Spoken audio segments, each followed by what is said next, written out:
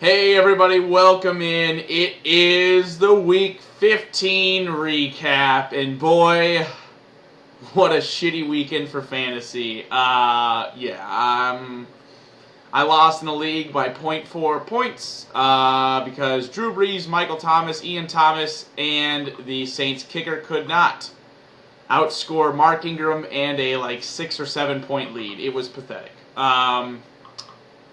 So I don't really know much more to say in that sort of situation. But anyway, in relation to our league, props to Eli just completely swatting down the sack and just saying no.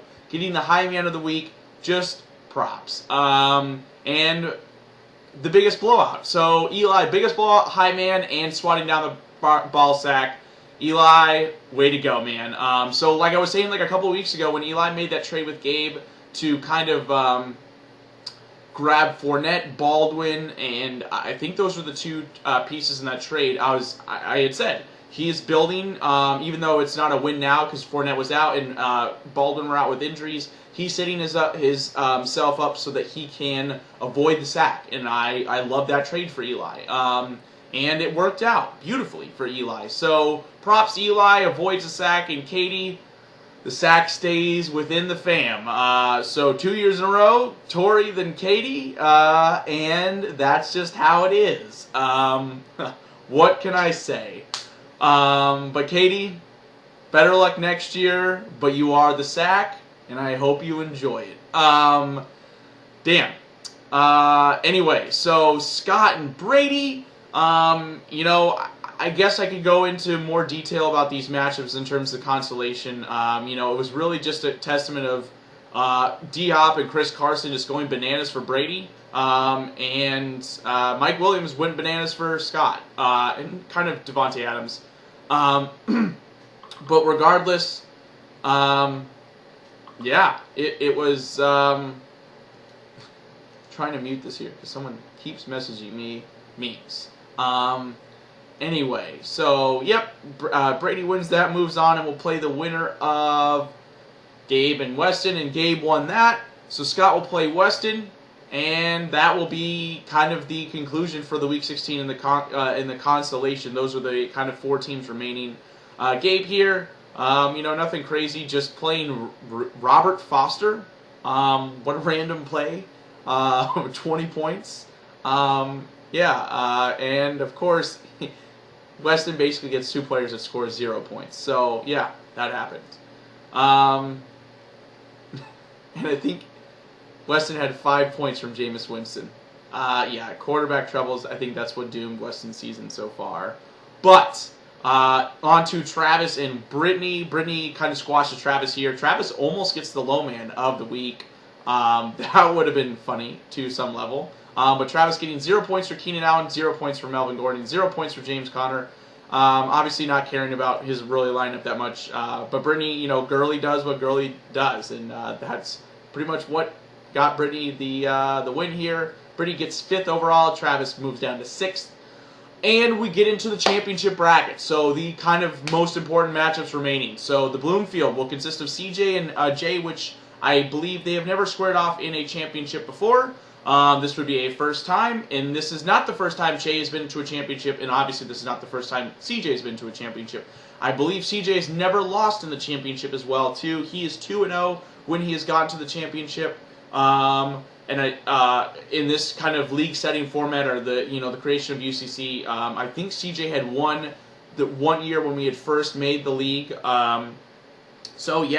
Anyway, I'll go over this matchup kind of over with CJ and Tori. Personally, I know it didn't result this way, but I felt like the 2 stronger teams, the 2 teams that had the better and stronger players, lost in this, and that's just fantasy. It happens.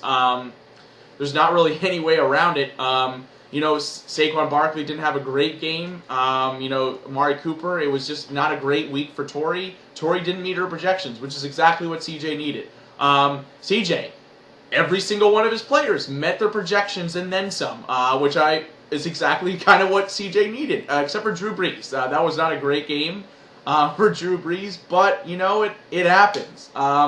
yeah, just kind of unfortunate for Tori.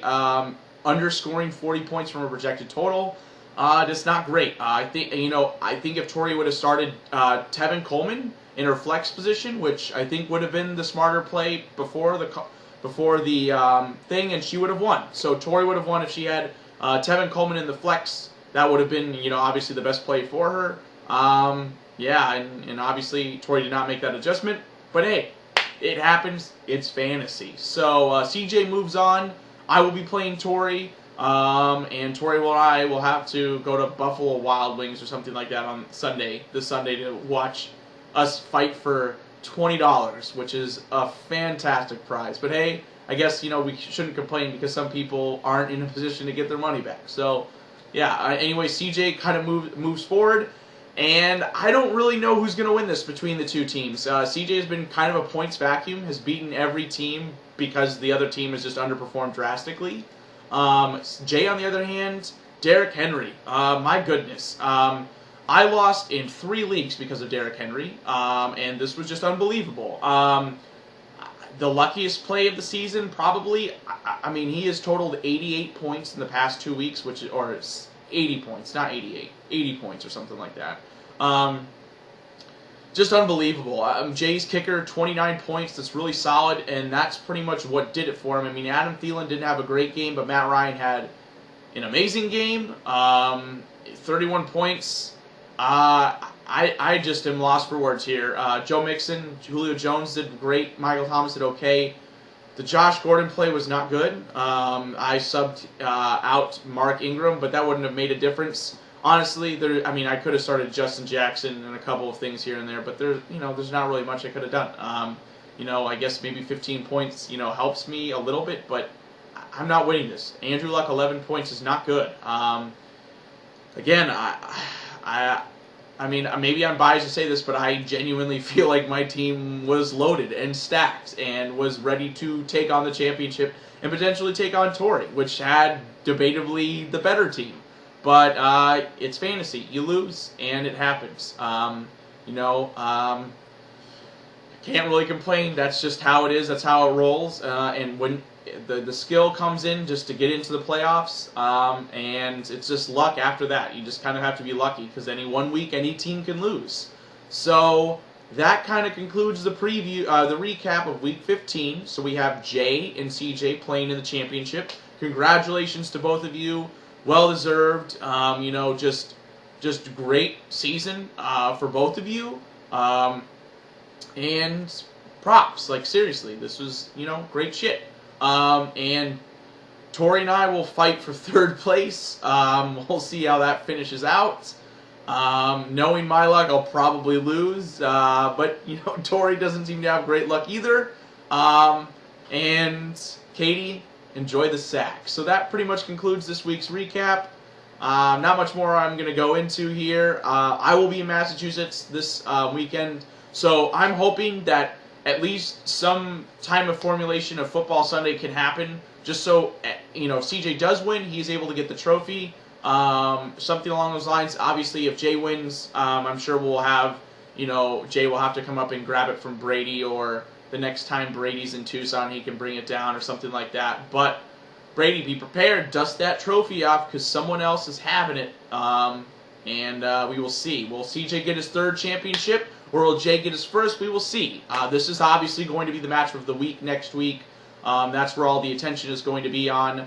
And remember, how you finish in terms of ranking is in terms of tiebreaker, and whatnot, for the fantasy, the Spring Sports Spectacular. And remember, Spring Sports Spectacular starts week 1 of the NFL playoffs, and we will set up a bracket. Everyone will pick out their teams, and we will just kind of go from there. So just keep that in mind, everybody. Once Week 16 is concluded, Week 17 will happen. We have no games Week 17. And then during that week, I will put together what needs to happen, and we'll go from there. So, again, good luck to Jay and CJ. Tori, good luck to you.